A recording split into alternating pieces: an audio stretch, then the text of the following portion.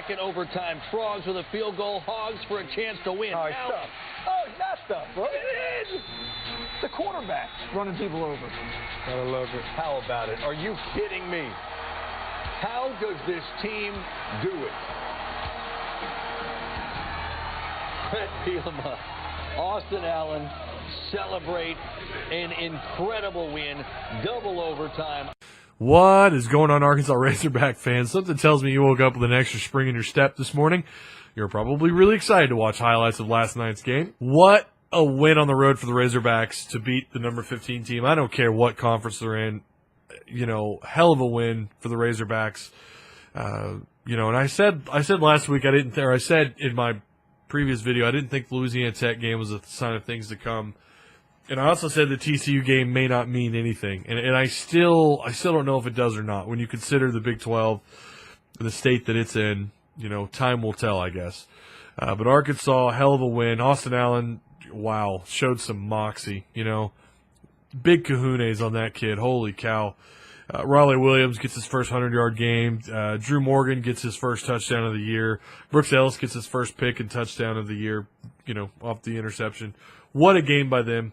SEC came out of week 2 looking a lot better. Outside of Georgia, struggling against Nichols, you know, the artist formerly known as Nicholls State. You know, but they won. You know, and they kind of paid for it in the AP poll a little bit too. So there was that. So we'll talk a little bit about the AP. I'll only mention the top 10 teams, and there are a couple things I'm going to take away from that. Then we'll get into the TCU and Arkansas game. All right, let's jump into the AP top 10. Alabama at 1, Florida State at 2, Ohio State at 3, Michigan at 4, Clemson at 5, Houston at 6, Stanford at 7, Washington at 8. I have real big concerns with that. Wisconsin at 9, Louisville at 10, and of course, from the outside looking in is, of course, the Texas Longhorns. Two things I took away: only one SEC team, maybe rightfully so. I said in the last video, there's some teams in the SEC that got to show me something. And until they do, I'm going to agree with – right now I agree with this poll where you only have one team in the top 10. The other thing is not a single Big 12 team in the top 10. Those are two things I took away. Before you anti-SEC keyboard warriors start, you know, mouthing off about the SEC being overrated, here's something to, you know, maybe think about before you start typing. With Arkansas's win over number 15 TCU, SEC now with 4 wins over non-conference top 25 teams in 2016. No other league, as of yet, has more than one. Something to think about. So far, we got a long year to go, but the SEC is still the best conference in college football. There isn't a doubt about it. Big Ten is probably number 2 with the ACC, or excuse me, with the Pac at number 3, ACC at 4.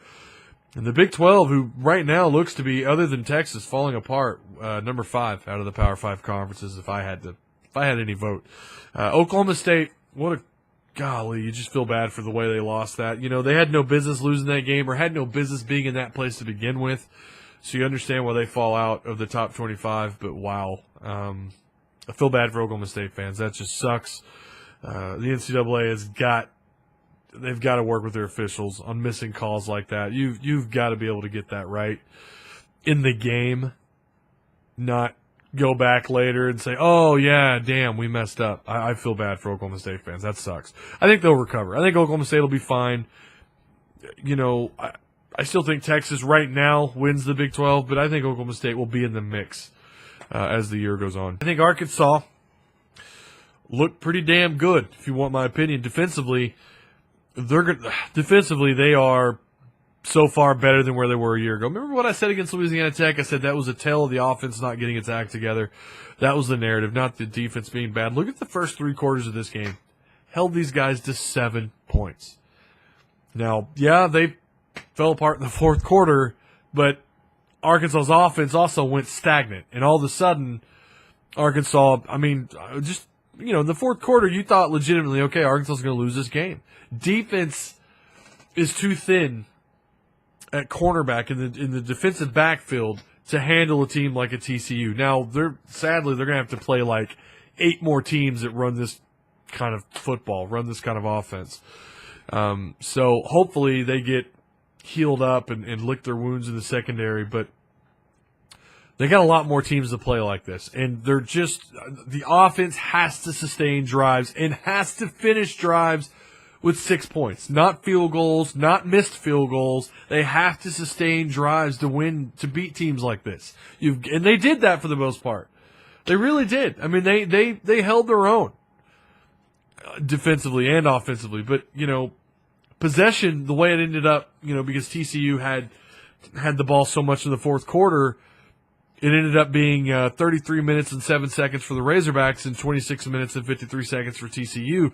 The first half wasn't near that close. Arkansas's time of possession was impressive, and look what happened. You went into halftime with a 13-0 lead.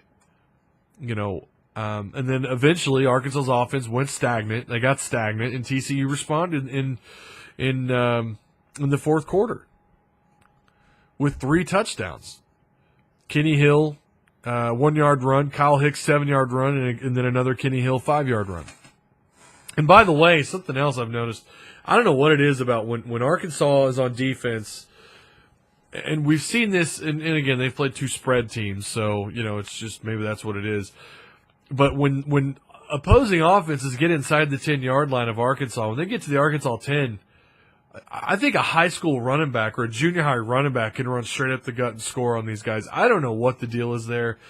And obviously these spread teams are spreading you out a little bit, but if you notice the linemen are spread out, I don't know if they're trying to play outside containment. I don't know what's going on there. But for whatever reason, they're giving up a lot of easy runs inside the 10-yard line. Once the opposing team gets inside the red zone, it's kind of like Arkansas's run defense just collapses. But between each red zone, between the 21 and the 21, they played fantastic run defense.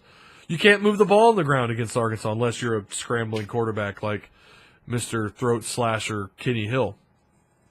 But they are going to see more offenses like this. They're not going to see another quarterback like this, I don't think. I mean, yeah, they're going to face a better passing quarterback. They're not going to see a better dual-threat quarterback the rest of the year than that guy. That guy was terrific. You got to give Kenny Hill a lot of credit. He really was. 56 throws, 377 yards. Terrific. Austin Allen was 17 of 29, 223 yards, 3 touchdowns, no picks. Raleigh Williams, 28 carries, 137 yards.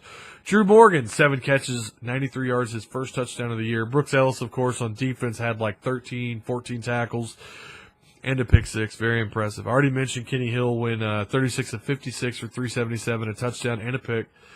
He also had 15 carries for 93 yards, 2 touchdowns, and Turpin was their leading receiver with 7 catches and 126 yards. So Arkansas had no turnovers. TCU had 2. TCU had 25 first downs to Arkansas's 20. And Arkansas would end up winning the game in double overtime with an Austin Allen 5-yard run.